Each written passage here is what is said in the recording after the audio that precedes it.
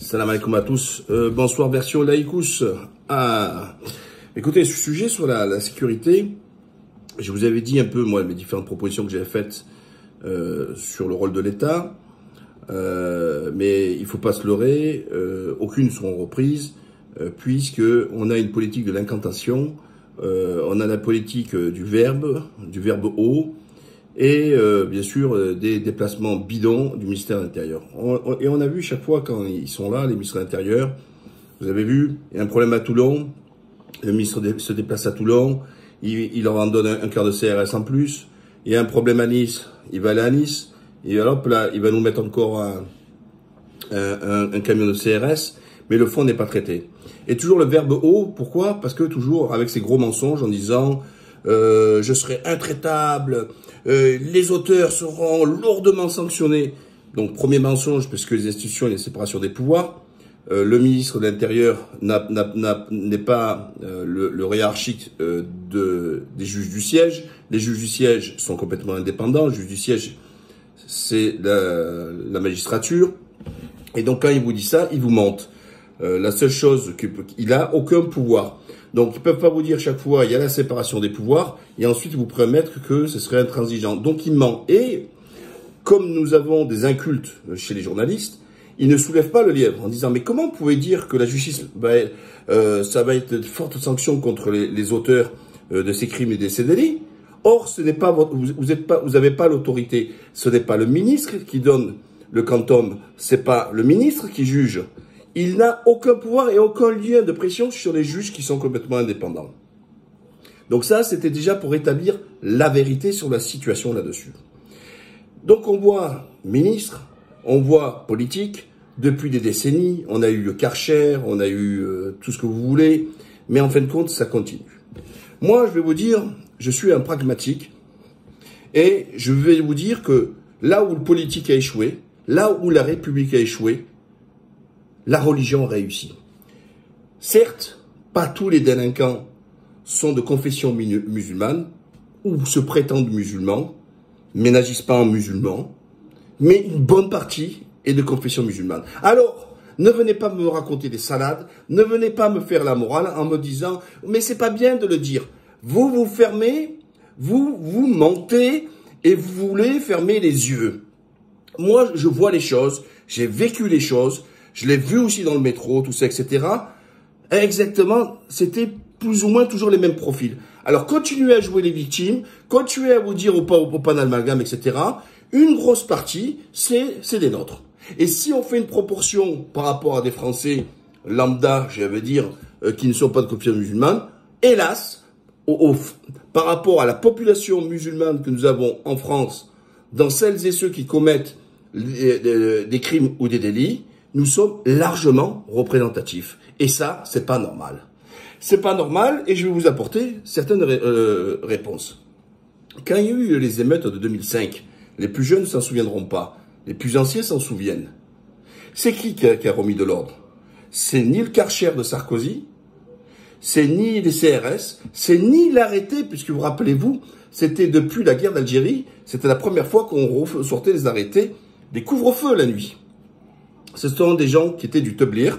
Pour ceux qui ne connaissent pas le Teblir, c'est une variante, enfin, c'est une composante de musulmans qui sont là pour faire ce qu'on appelle la darwa, le rappel à la religion, etc. Et c'est eux qui, à l'époque, maîtrisaient le terrain et ont permettre aux jeunes de rentrer chez eux et d'arrêter de se battre et de combattre contre la police, d'arrêter de brûler, d'arrêter de casser, etc., etc. C'est pas les CRS, c'est pas le RAID, parce qu'il y avait le RAID, c'est pas le GIGN, c'est pas les incantations de Sarkozy, c'est personne. Ce sont des gens en camise, d'accord? C'est des gens en camise, c'est des gens avec des belles barbes comme ça, qui ont touché le cœur de ces jeunes. Alors moi je me dis, nous avons une responsabilité. Nous avons une responsabilité et je me dis, et après je vais vous dire aussi les contraintes. Hein. Donc avantages, je reste sur les avantages. On a de moins en moins des frères qui font la darwa, c'est-à-dire le rappel. Il faut absolument que dans les quartiers, ceux qui sont dans les mosquées, etc., d'aller sur le terrain et aller voir ces jeunes. Et en leur disant, tu es musulman? Oui, naturellement, sur le Coran, je suis musulman. Ok. Mal parler, sortir de ta bouche des choses qui ne sont pas du miel.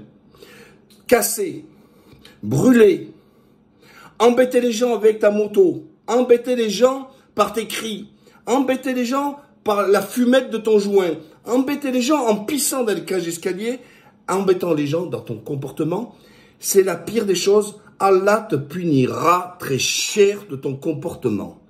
Eh bien, c'est ça qu'il faut faire. Il faut aujourd'hui que les muses, comme vous dites, ils parlent aux muses. Les musulmans qui parlent aux musulmans. Et vous en serez, tout le monde serait gagnant. En leur rappelant. Parce que quand quelqu'un qui va voir ces jeunes et qui lui parle avec bonté, il lui parle avec sagesse, et lui rappelle sa religion, que le comportement c'est important, que c'est important de respecter les autres, c'est important de pas d'embrouiller, de casser, etc. Il l'écoutera. Vos matraques, vos CRS, vos bacs ont échoué. Là où des gens avec une camise et une boulahia, ils ont réussi. Donc c'est ça qu'il faut faire. Il ne faut pas se poser la question que vont penser les médias, que vont penser les politiques. Ils vont continuer à vous chier dessus. Pas un jour ils crachent sur les musulmans. Et je vais en venir tout à l'heure sur la contrainte justement par rapport à eux. Ne le faites pas pour les journalistes. Ne le faites pas pour les politiques. Faites-le pour Allah, faites-le pour Dieu. Ramenez-moi ces jeunes dans le droit chemin. Ensuite, ça c'est le premier volet. Allez voir directement les intéressés là-dessus. Le deuxième point qui est important, allez voir les parents. Un tiers des jeunes qui ont été arrêtés après le match de football sont des mineurs. C'est pas possible. Allez voir les parents. Rappelez-leur leur obligation. Que tu as fait un enfant, tu as une responsabilité vis-à-vis de lui. Qu'il doit faire en sorte que son enfant puisse rester à la maison la nuit. La nuit, dans des pays comme la France, etc., c'est pas le lieu pour des enfants. Parce que c'est là où se passent les mauvaises choses. Leur dire, justement, d'éduquer leurs enfants, que ça fait partie de leur obligation. Et s'il y a besoin d'un coup de main, voir comment aller les aider. S'il faut aller parler à l'enfant, d'aller parler à l'enfant, etc. Maintenant que je vous ai dit tout cela, et que je pense que là où la République a échoué, la religion peut réussir, j'y ajouterai un point. C'est qu'ils vont tous vous attaquer, le communautarisme, tout ça. Mais eux, leur communautarisme sur les plateaux blancs, non musulmans, qui crachent sur l'islam, ça ne les dérange pas. Les unes, tout le temps, les intégristes, ils veulent le séparatisme, etc., ils se déchaînent sur les musulmans. Eh ben, ils ne savent pas que vous êtes la clé pour une partie du troupeau égaré qui est de confession musulmane. On peut les ramener dans le droit chemin. Il y a moyen. Ces jeunes-là ne veulent ni entendre d'éducateurs, ni policiers, ni trucs. Ça leur fait pas peur. Mais par contre, au fond de eux, ils ont peur d'Allah, ils ont peur de Dieu. Eh ben, c'est ça. Vous savez, il faut toujours trouver la bonne réponse et le coin de fragilité. C'est quoi leur faiblesse dans ces jeunes qui commettent des crimes et des délits? C'est leur faiblesse, ils ont peur de Dieu. Et lui dire que chaque fois, au lieu de jurer, ah, elle sera le Coran, elle sera tout ça, lui rappeler, ne dis pas ça parce que tu es en train de produire. Alors c'est sûr qu'il y a des youtubeurs comme Bassem et compagnie avec ses vulgarités, ça ne nous aide pas. Alors dites-moi, comment se fait-il qu'on arrive à voir? On a les deux extrêmes. Des Bassem et tout ça qui font des youtubeurs qui parlent mal, qui associent un mot de l'islam avec ta mère, ton père, le bâtard, tout ça et compagnie. Et je veux pas trop en dire parce que ça me fait mal à la bouche. Vous avez bien compris de quoi je parle, pour ceux qui ne comprennent pas, qui ne le connaissent pas. Et de l'autre extrême, on a les youtubeurs qui sont là à se dire de faire des vues pour toucher du pactole, du pognon, vendre leur petit séjour. Vous voyez, même en vacances, ils vous font des séjours même en Malaisie, etc., pour prendre de l'oseille. Et ceux qui vous, carrément, pour apprendre la prière et d'autres, ils font de l'argent. Eh ben, moi, je dis, basta. Donc, on a ces deux blocs, voilà. Mais il n'y a personne qui se dit, on a des brebis égarées parmi les Français de confession musulmane, et nous avons une obligation de les ramener dans le droit chemin. Et dans cette obligation de ramener dans le droit chemin, ça nous permet de lui faire aussi du rappel sur sa religion, concernant nos obligations. Croyez-moi, si chacun d'entre vous, quand les gens ne savent pas quoi faire, ne vous reposez pas sur les autres. Vous pouvez chacun être acteur là-dessus. prendre les jeunes. Alors le but, il faut surtout pas les agresser, il faut surtout pas les insulter, il faut y aller avec douceur, les prendre à part, pardon, je peux te parler s'il te plaît, excuse-moi de te déranger, etc. Vous le présentez, vous lui posez la question. T'es musulman? Tiens, moi aussi, etc. Frère, je voulais t'expliquer un petit peu, te parler un petit peu de la religion. Tu sais, c'est pas bien là de faire du bruit, c'est pas bien de faire cela, etc.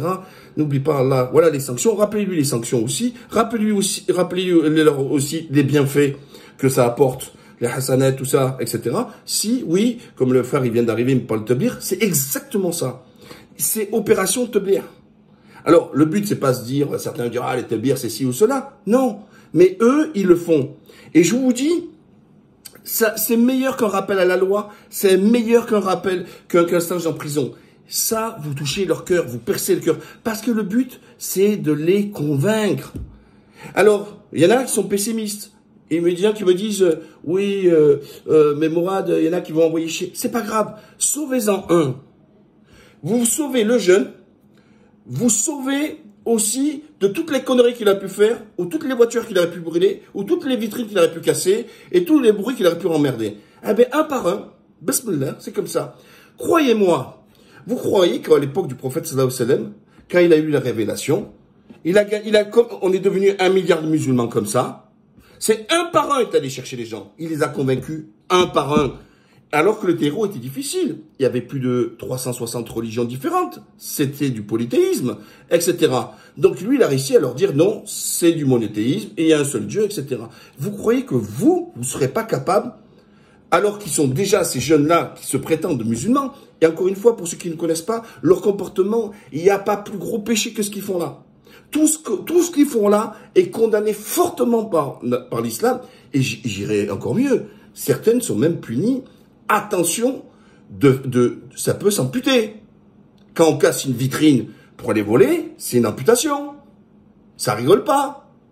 L'islam n'est pas gaucho. L'islam n'est pas l'excuse. L'islam ne prévoit pas, oui, tu es excusable ou au contraire, c'est acceptable, voire excusable, le fait que tu as la misère sociale, etc., d'aller casser pour aller voler, détruire gratuitement, etc. C'est écrit nulle part, ça. Ça, sortez votre communisme. L'islam est très clair. C'est interdit. Il n'y a pas un petit astérix en disant, oui, mais c'est peut-être excusable dans telle situation. Non, il n'y a rien qui est excusable.